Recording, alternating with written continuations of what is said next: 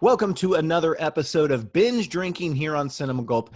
I'm Ben, and this episode, Wandavision. Was it what you envisioned? Was it what you wanted? Wanted?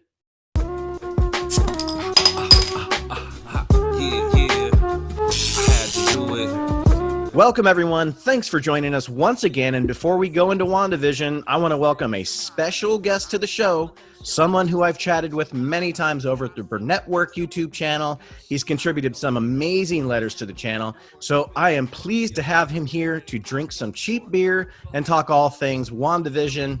Black Phillip Alvarez, how the hell are you? Doing good, thank you, sir.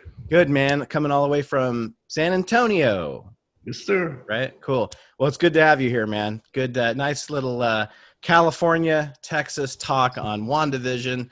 I think it's going to be a fun show, man. And, of course, as always, we're drinking some cheap beer. What do you got going on today?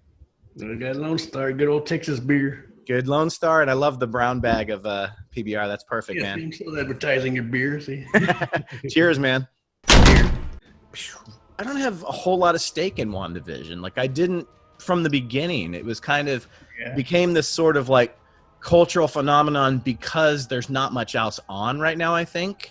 So Right. it became a bigger, water cooler show than maybe it would have been if the theaters were open and things were normal.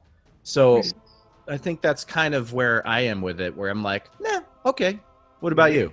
We got talk because there wasn't much. We didn't get no MCU movie last year, right? Our last one was like, what, Far From Home? Yeah, Far From Home. That was a long time ago. 19, and this is the show that we get like barely, a year and a half later. And it got people hyped up at first, Yeah. And towards the end, I think it kind of lost its way.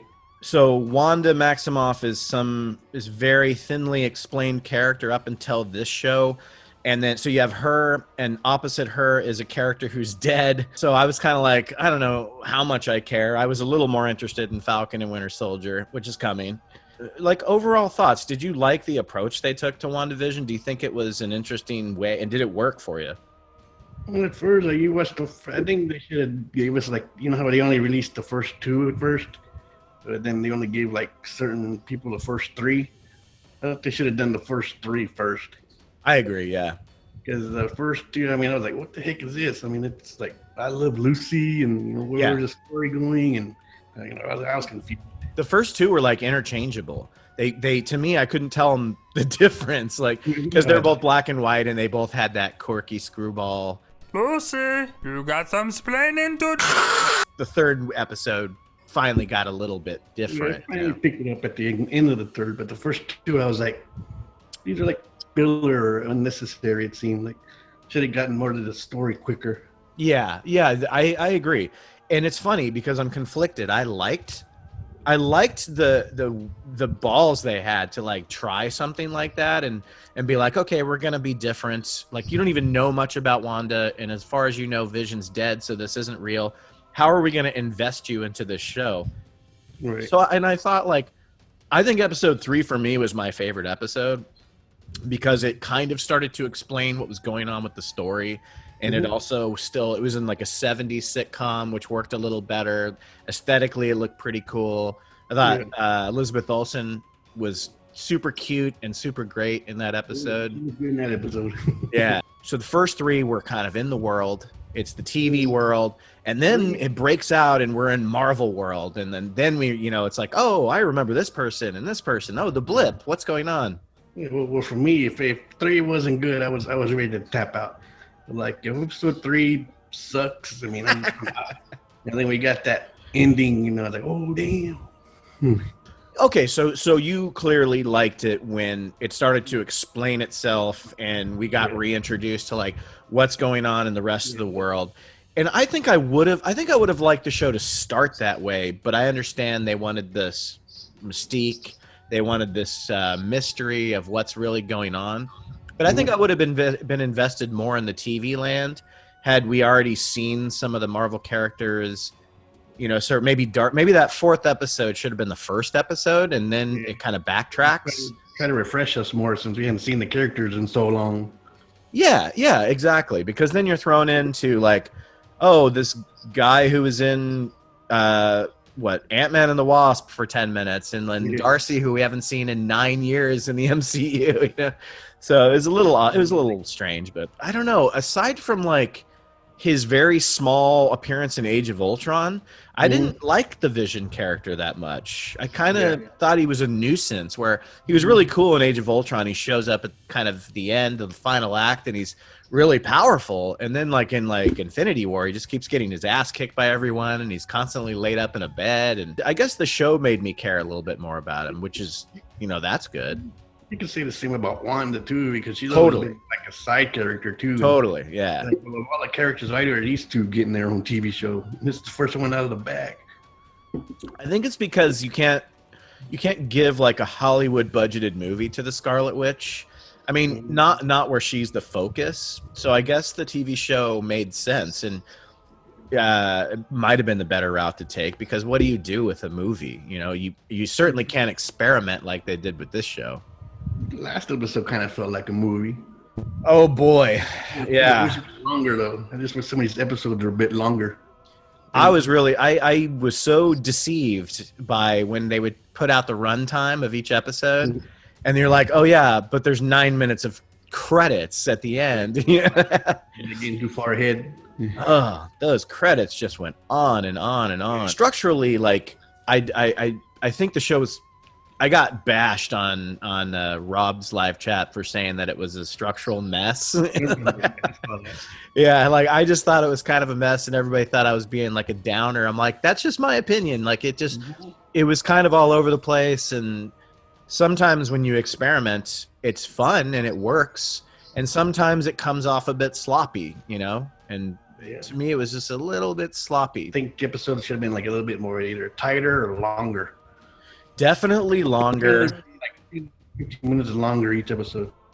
God, the length is an issue for me big time, because I think they were overstuffing this story and overstuffing this character development with 25-minute long episodes. And to me, that was like my problem with that show Entourage back in the early 2000s, where it's like a 5 or 6 minute long opening credit sequence, and then you get 19 minutes with the characters. The cameos where you get the Peter Maximoff, and you don't even have time to process that, because then the next episode starts and it's the 90s and it's off and running. What'd you think about that? What did you think about the Evan Peter? I mean, we'll do fan theories towards the end, but like just his involvement. Did it work? Like, well, where did he come from? And why was it Evan Peter, not Aaron Taylor Johnson? Like, what is this thing? Are they messing with us? Messing with our minds? Yeah, I kept waiting to hear some tweets that Aaron Taylor Johnson just didn't want to do it, but I don't think that was the case. I think he totally would have done it. And all of this stuff. Oh, the X-Men are coming, yeah. See, I never bought any of that bullshit. Like, a lot of people were all over that train. I didn't think they were going to troll us as bad as they did, where he's just like some dickhead that doesn't matter at all. Yeah. But I wasn't thinking to myself that, because they are not bringing the Foxmen into the MCU. No stinking way. There's just no way. Feige's not taking that risk. No, and he's not given the way the series ended, with Dark Phoenix. Dude, that's exactly what I'm saying. The Dark Phoenix is a perfect example of that. If they want to start their own aesthetic and have their characters act in different ways and stuff, So, yeah. So for me, I just like seeing Evan Peters because I think he's a great actor. He was in one of my favorite movies of 2018 called American Animals. I don't know if you've seen it, but it's fantastic. Check it out. It's a really great movie, and he's really good in it. I think it's just that the show had this quirky sensibility about it where it just didn't care what we thought, But that's where the problem is, because your fan base, and any little tidbit that you do is going to get people. And, like me and you, we don't seem to have gotten too worked up about it. I didn't care one way or another. It's not going to change my life, but it did make me think about things. And then when the story goes in sort of a direction that's kind of a cop-out, it kind of hurts your product a little bit, right? It does, but it's still got people talking though. Yeah. Well, I watched almost every single spoiler video afterwards, and I watched every reaction video. starting from episode 1, where you have Paul Bettany and Elizabeth Olsen acting the way they have to act, like from the 50s TV shows, and then into the 60s and 70s and 80s and 90s, all the way into like the Modern Family thing. What'd you think about their performances and just everybody's performances? The performances I thought were, some of it I thought felt a little bit forced, or like they're trying to make it like 250s and 260s, and they didn't, fit the story. I was like, okay, like I said in the beginning, like, where are they going with this? if it doesn't get better by episode 3, I'm done. And then luckily it had that good ending, where she, Monica does her out of the hex. I'm like, whoa, what the heck is that? No way. It's almost like they did that on purpose, because they're like, someone was like, you know what, we're gonna lose everybody if we just keep doing this over and over again. But at least by episode 3, we have to show people that they're in a different world, and like, we've got to use Monica as like the piece that shows that there's something outside of this TV world. Because I agree with you, like, is clever and is like well shot and produced, the first 2 episodes were. It's like, what are we doing? What are we doing? How long are we just gonna? Nothing's happening. Like, it's just. I did like seeing Wanda in that outfit though in episode 2. Oh, they had her in great outfits the whole show. My favorite was definitely the '90s Halloween episode with the old school, whatever they call that. I'll give him that much on episode 2. I'm like, well, at least you can look at her. I thought Paul Bettany was fantastic, and I love how he got so into every era of the comedy shtick of the shows. But then he completely just, he reminded you that he was still Vision, and he gave you that kind of Vision thing that you barely even remember because you never spent a lot of time with him in the movies. But then you're like, oh, now I remember that guy. And then my favorite thing about Vision was definitely when he's being interviewed, and it's like a Modern Family episode, and he's sitting next to the funnel cake truck. I was just like, that's the greatest. It's hilarious because you never see, the closest thing to that is like a fat Thor, where you're like, oh, Thor, who's super stoic and serious and buff, is now just like knocking beer caps off with Stormbreaker, What are we drinking? A beer, tequila. I don't know. I think you could tell he was having a blast. Yeah, he was. I mean, because Wanda, was supposed to be the Torn character, and Vision, that's her, I guess, her perception of Vision, I guess, is what she was trying to show us. Yeah. I think I kind of understood it by the end. She was using her piece of the Mind Stone, so he technically was physical and he was technically there, but he couldn't exist outside of that. So that was pretty cool, I guess. Like, I mean, it made sense, But my favorite side characters, I don't know what her name is.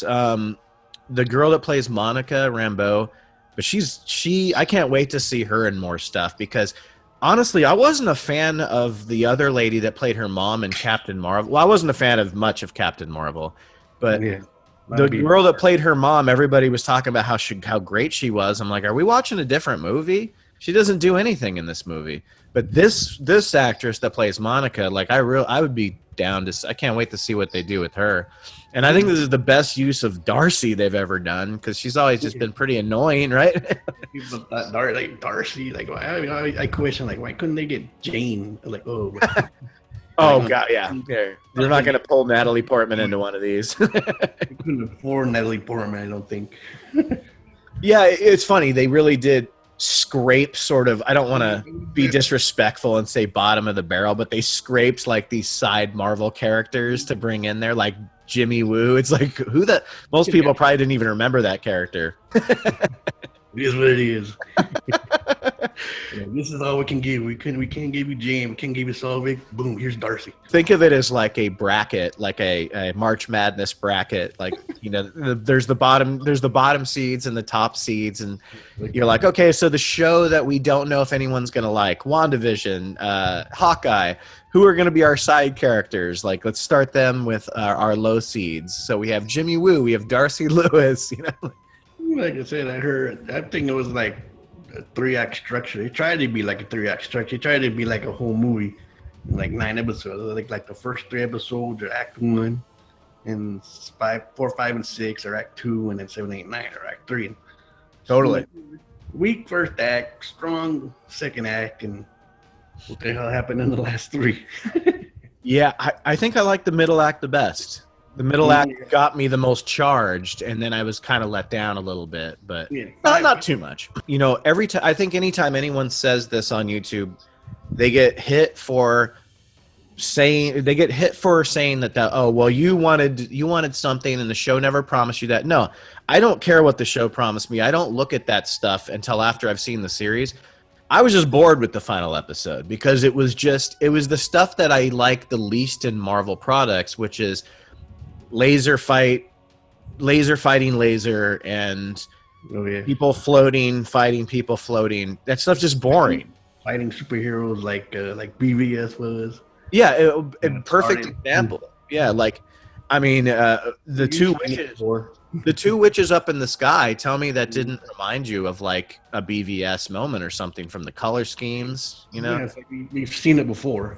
Yeah, it was just excess. And like, you know, how many times do we need to see Vision like get hit with a head laser and then he flies through under the street or through a building? It's like, we've already seen that. Like, why wasn't this show a battle of wits? I mean, I guess it was in the end because she tricked Agatha or whatever.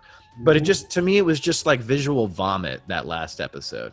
I don't give a crap what they give me as far as, oh, that's not how I wanted it to end. I didn't care how it ended. You know, whatever you give me is fine. I was just bored. Yeah.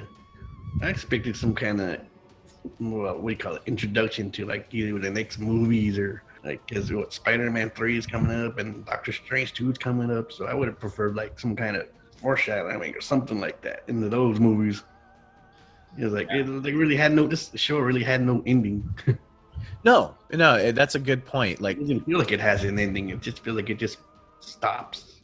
well, it introduced so much, and then, like you said, It's like it was a short episode. It was like 5 minutes longer, but they had so much shit to wrap up, and like it just didn't. They're just like, whatever. Well, there's another movie coming. It's like, well, yeah, but is that how you want your show to be remembered? You know, that it just introduced another movie that's about to come out? I don't know. No Doctor Strange, no Mephisto. No Nightmare, no. I heard Reed Richards. They thought that guy that Monica Rambeau was supposed to get. They were thinking that was Reed Richards. That was probably the only one that I thought might happen because they kept dropping the astro or the aerospace engineer or astrophysics, whatever they kept calling him, physics engineer or something like that. Yeah, and they kept doing it. But then when I saw that piece of shit moon rover that they made and how it just did nothing, I'm like, oh god, I hope Reed Richards didn't make that piece of junk. This is any Marvel movie that's not named the Avengers. What do you think about when they just never address where any other Avenger is when all this shit is going on? Like, how can you can't call one Avenger? You can't call Strange. You can't call Clint. Anybody? What? Who else? I'm trying to look at all my posters. Well, obviously Cap's gone, so Tony's dead. So who else could he get? Well, look at one of the characters in the movie. Maybe. If he lost weight, he could have called Thor, maybe. Well, one of the characters of the movie was Johnny Woo from Ant-Man. Did they not go, I wonder if he could shrink so small he could easily get in? To me, I'd be like, oh, he can shrink into other dimensions. Why can't he shrink and get into this thing? It's like, it's like, why did Johnny Woo not think of that, you know? But Hawkeye was kind of my big thing because I was like, he's the only one that kind of ever really understood her and kind of mentored her and showed her some human friendship and interaction. And she clearly valued that, but she knew that he was just a human and she was super powerful. But to me, because he has a show coming, I was kind of expecting something like, and nobody else was, but I was. I don't know.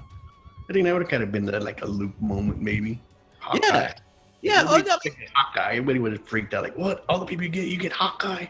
Well, and it could have been a human moment. It's not like he's going to fire an arrow at the hex wall, It could have been a human moment, which is maybe all she needed to see, but they didn't go that route. But that's kind of what I thought might happen. It was like, not Doctor Strange. She doesn't even know Doctor Strange. Like, they'd never spent one single second of screen time together. Like, I don't even know who you are. You will. So I don't know what he would have done. Overall, all 9 episodes, said and done, beginning to end. Did you like this series? Yes and no. Explain. Like I said, started very weak and got strong with like about 3.5 episodes. And then that last, like 7, 8, 9, I considered the third act, and it just became a mess after that. Like, I think 7 was the worst episode. Even though it introduced Agatha, and it had a great ending, don't get me wrong. And then we all got, I got Agatha all along. We all had that song in our head for days. But the first 15 minutes of that episode were, oh my God, so cringy to me. That was the one where like Darcy and Vision are stuck in the truck, right? Yeah, Modern Family type or Office type thing. The one you were saying earlier about Vision. Oh, Modern Family, yeah. She tried to be too much like how Modern Family was, and I think it just kind of threw everything off. Like, okay, you give us this episode, the last episode, where she makes the hex bigger. Because with the format of the show, I think people were getting more and more excited to see how it was going to modernize the TV format. And correct me if I'm wrong, they completely skipped the 90s. Because they went to Malcolm in the Middle, which is technically the O's, I think, right? Yeah, somebody said it started in like 1999. Yeah, but that does. I mean, when you think of 90s, like you were expecting something like a Seinfeld or a Friends. That would have been fun. Yeah, dude, how cool would it have been if it was like a Seinfeld? Oh my God, that would have been so great. I don't do letter grades on this show, but if you had to give the show one, do you have an overall letter grade? Just letter for fun. or number, Yeah, whatever you want. Like, how would you rate it? Letter wise, I'd probably give it a C minus. Okay. Yeah, I would probably go C plus. Right there in the middle with me. Yeah, that's fine, and that's understandable too, because and I know we're a little bit more in the minority, not by much. I think a lot of people were mixed, and I'll tell you, the first 2 episodes, I was actually sitting at home working out while watching them in the background because I couldn't get invested into them. I was paying attention, but not undivided, So when I finished the series, I was like, you know what? I don't know if maybe episode 4, 5, and 6 maybe is where it really kind of gripped me, because I'm like, okay, well, now the storytelling begins. Forget about the character development. Now we know what's the story of this show. So I started getting more invested into those ones, but by the end of the show, I didn't enjoy the viewing experience as much as I after watching it, thought about it and kind of admired it because it was trying something different. So I guess I had like with a lot of movies, like I admire it more than I actually enjoy it. Right. If that makes any sense. You had me hooked. 4, 5, and 6. They had me right there. It was in B territory. Yeah. And then again in the B minus, and then okay, you gave us Agatha, so okay, back in the B minus territory. And you gave us the filler episode 8. You're in the C's. You're back in the C's. And then you just cop us out in episode 8. And like, oh yeah, you're C minus. Well, and I think 4, 5, and 6 specifically say a lot about the Monica character, because we have no clue who that is. We've never seen Monica Rambeau aside from being a little kid for 5 minutes in Captain Marvel. And the way they introduce her coming back in from the blip was really cool. That was cool. I like that. Yeah, that was because you didn't know what was going on. You thought maybe that's how she's like materializing, coming back from the hex. And then you're like, oh no, they're putting us back in the moment of the blip coming back, And that was pretty cool. Yeah, and people were thinking that that's how they were going to create mutants or whatever, or bring in the X-Men. I never bought that bullshit. That first of all, X-Men and Spider-Man were my favorite comics growing up. And X-Men's one of the few comics that I actually could go toe-to-toe with on people because I read them obsessively as a kid. I love the X-Men comics. I would have been so pissed off if that's how they introduced them, because that's not That's not in any storyline. That's ridiculous.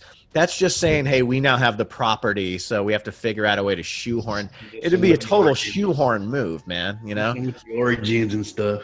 Feige's not going to do that. Feige's going to find a specific way, and whatever he does may work, may not work, but you know, he's not going to he's not going to go that route. That shit's. We know by now that Feige never follows the comics, so. Yeah, no, I know, but he thinks cinematically, and cinematically that would have been stupid, you know. Oh, dude, let's go into fan theories because there's a shit ton of them.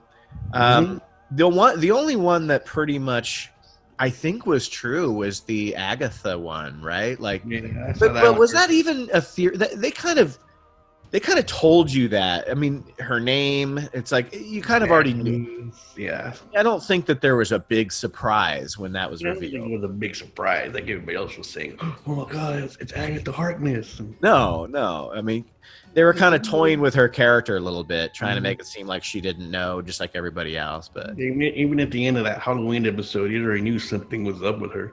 yeah, Like, how did she know that Vision was dead? Dottie. People thought Dottie might be Mephisto. I'm like, well, first of all, if they're going to move forward in the MCU with Mephisto, they're not going to pick an actress who was in Buffy the Vampire Slayer 20 years ago, who's a great actress by her own right, but that's just not going to work. You know? Dottie was so underutilized. I know, because I really do like that actress, and I thought that they were going to do something cool with that. 70 show mother, like, where is she there? Yeah. The very first episode, and you never see her again until like the last two. Yeah, I know, and she was kind of crushing it in those first two, where like She made the first episode fun. I think she was, bringing it. She was giving it to the. You thought that there was some importance to her, and then there wasn't. Yeah, she was just like everybody else. Pietro is actually from the X-Men universe. Nope, that's wrong. Somebody else sent Pietro in as a spy. I guess that was true. Monica Rambeau will introduce a famous Marvel scientist to the MCU. Maybe Reed Richards. Yeah, that didn't happen. Somebody else has trapped Wanda and is using her magic. Well, that was kind of like half and half. Like, it wasn't true. Like, Wanda created everything, but she was being manipulated, sort of, right? By Agatha or whatever. Yeah. What did you think of Agatha? Because I love Catherine Hahn. Like, I have like a crush on her. She's funny. Yeah. But she's kind of was just doing what Catherine Hahn does in this. A bit over the. Well, I don't want to say overreacting. It's over the top, but Yeah. Well, so yeah, I guess we're both kind of at the same spot with the show. I didn't find it disappointing because I wasn't expecting a lot from it. I don't care about fan theories. I didn't want the X-Men to be pushed in through this show. That would have just been dumb. The Evan Peters thing pissed me off a little bit because it's like, why not just get Aaron Taylor Johnson? I guess it was just a joke. I don't know, but it's kind of like. It's kind of a fuck you to the fans. Where are they really going with this? He wasn't going anywhere with it. I'm glad it exists. I'm glad it progressed her story forward. I gotta say, we haven't even talked about when she goes nuclear and goes full Scarlet Witch. Yeah. That was badass. Like, I'm like, they did it. They actually gave her the costume. I did not think they were going to go there. Man, that was the hottest of all the costumes. Dude, when she comes floating down at the end of Age of Ultron, when they're introduced, we have new hitters. We need to whip them into shape. That outfit was so ridiculous. I'm like, oh my God, that's what they're going to go with for the Scarlet Witch? Turns out, no, that was just how Wanda dressed. This is the Scarlet Witch actual costume. And I give him props for like going full nuclear with that costume. Like they finally got it right. Yeah. It's like the Guardians of the Galaxy thing, man. It's like, fuck, is this gonna work? Well, it's either gonna break us or make us stronger, and it made him stronger by just leaning into the craziness, Right. So that was WandaVision, everybody. Please click like, subscribe, tell your friends about this video. Hit or smash, as they say, that notification bell. You can find CinemaGope on Facebook, Twitter, and Instagram. That is our show for today. Until next time, I'm Ben and Black Phillip. and we drink your cinema. You're only lightweight spinning, so come have a taste of my heat. Don't fuck around. With a Jack and an Ace, I'ma have to double down. With my sleeves rolled up, getting love in the town. Believe this beats go blood, even for the dumbest around. So have a taste.